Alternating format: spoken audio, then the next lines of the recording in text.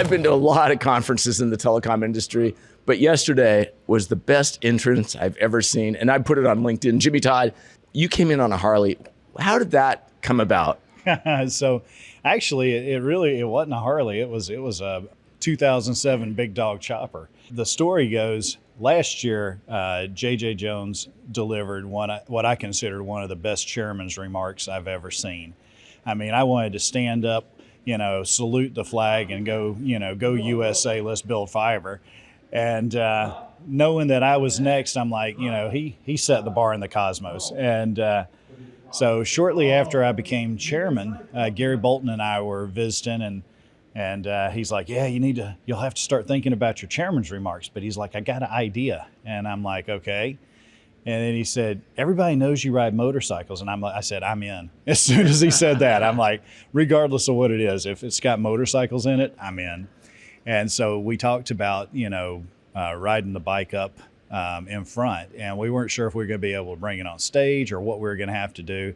We just knew we wanted the motorcycle to be part of it. Well, I ride a 2016 Heritage all over the country. And that's a cool bike. But I've always wanted a chopper, just really loud, really awesome looking. And this was my opportunity to convince my wife that maybe it was time I could get one. And, she rolled her eyes, of course, and eventually said, all right, you're going to do it anyway, so go ahead. So found one that had Nex-Tech and Georgia Bulldog colors in it, nice red and with a touch of black and some good chrome. And rode her out here from Kansas. Now, remember, I generally ride a Heritage. I've become spoiled over the years with a windshield, floorboards, highway pegs. I didn't think of that. Fuel injection, and quite honestly, cruise control. This chopper, it's old school cool, man. It's a carburetor bike, pegs, no highway pegs, just regular pegs, all throttle all the time, no windshield, and it's old school riding. And I tell you what, gives me a whole nother level of respect to the guys back in the 60s and 70s that were riding. But I rode that old boy all the way here, and we were able to make it part of the Fiber Connect program yesterday, and that was a lot of fun. Well, and it was really neat seeing you ride out here. And you said that you were kind of concerned that it might not start. So I had to bring it. So there were a lot of logistics that had to be figured out because this meeting is in between two others. So I had my strategic planning with my board last week, and we were in Colorado, and we live in Kansas and operate in Kansas, but we do an offsite with the board for strategic planning. Well, there was no way I was going to get from Colorado to Tennessee overnight. And so I had staged the chopper here a couple of weeks ago, road tripped, and my daughters followed me. I treated them to a night on Broadway, and then we headed back. And friend of mine who has a condo here in Nashville let me store it at his secure garage. Well, that had been a couple weeks ago. Now back home, the chopper's always on battery tender, so every time I start it, it fires right up. Well, it went to pick it up, and it was kind of challenging to get it started. And I was like, oh no, that's a little scary. So I was trying to figure out, how am I going to get this thing charged up somewhere where I don't have an outlet? And so I went and picked up one of those portable jump starters, thinking, well, maybe that'll trickle charge it. Well, that didn't do anything, because yesterday morning when I was ready to bring it over to the ballroom, it didn't start. I had to jump start it. But I had asked my wife to pick up a battery tender when she was out away from the hotel the day before. And I had seen that where they were going to have me stage it were right next to an outlet. So I hooked it up. I got it over there. I hooked it up to the battery tender for an hour and a half. And when it was time to go, she fired right up. And then when I finished my presentation, I just keeping my fingers crossed, please start. and it did. So it worked out the way we hoped. Well, it was certainly a great sound effect to Born to Be Wild. It was it certainly brought me, got my attention. And one of the things, let's talk a little bit about Nex-Tech and the rural areas you serve, because you have a lot of windshield time where you are in Kansas, right? Yeah, one of the great things about my ability to work at Nex-Tech is we were formed by a rural cooperative. And, the whole reason we exist is to make sure that people have great services and great customer service. And that has just been our mantra since day one.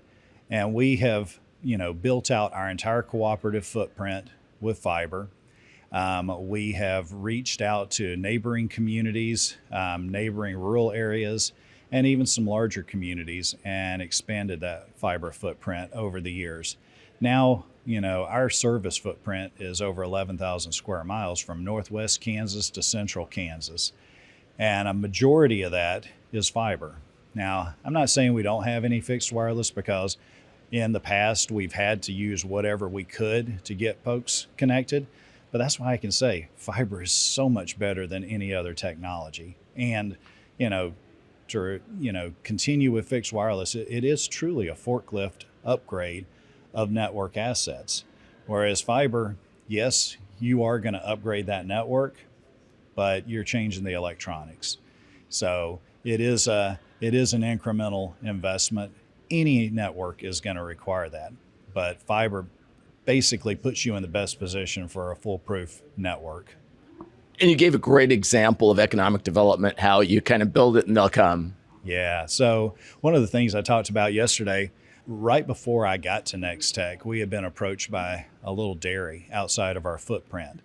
And we, we as a cooperative look at the whole area as our neighbors and friends.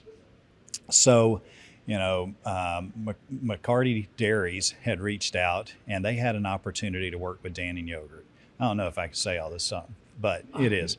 And Dannon required that they had a solid internet connection, because they needed to be able to monitor the product and provide input and feedback to the dairy so that the product they were being shipped was meeting their specs. And there's a whole lot of science that goes behind dairy and ag in general that a lot of folks probably don't realize. Well, this little dairy was over 8 miles outside of our cooperative footprint, and we were going to have to run a fiber connection from our central office. So really it was a 9-mile connection. There really isn't anything between those two locations. And, as we were looking at it, it's like, this is an economic development thing for our area, and we're going to figure out how to make it work. So we were looking for grants or funding or anything that could make it make sense. And as I was saying yesterday, that one location will probably never cover the cost of what we had to spend to get them connected. But that business has grown and more than doubled, and they've expanded into other locations. So the economic impact to our community, that rural area, is significant. And again, we're trying to do the right thing for the right reason. And in the end, it's going to benefit our company as well as our communities. Well, and imagine too, because you also have the wireless business as well, just that fiber helps the wireless, right? And absolutely. We're one of the 3 owners of Nex-Tech Wireless, which is a mobile wireless company. And so we have the opportunity to have mobile services around. As I've mentioned, we have used fixed wireless in instances where we couldn't build out fiber. But over time, we are reaching out to those customers. We are finding ways to get them connected to fiber. So my goal is that everybody we serve in the future will be all fiber connected. Well, that's excellent. And Jimmy, on your way back, when you ride your bike back, I wish you well. And I especially, I can't imagine how many bugs you must have faced. Yeah, when you don't have a windshield, you get a lot of bugs. And some of them big bugs hurt. I can imagine. Well, good luck and thanks again. Yeah, thanks, Ken.